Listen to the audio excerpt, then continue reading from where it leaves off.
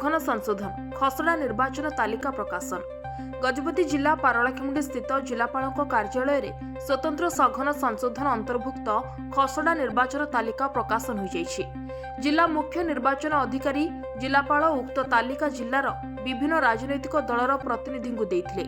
निर्वाचन मंडलीर मोट 4,63,617 प्राक चिठा record मध्यरु 4,32,097 firm व 93.14% सफलतार सह डिजिटाइज कराଯାଇ मुख्य डाटाबेस रे सामिल कराଯାଇଛି।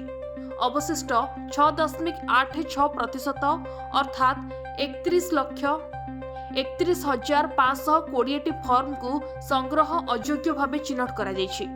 भोटर माने अनुपस्थित थिबा, मृत्युवरण करिथिबा, स्थायी भावे अन्यत्र चली जाइथिबा किंबा नाम दोहराइथिबा हेतु एही रेकर्ड गुडी को बाद दिया जाइछि।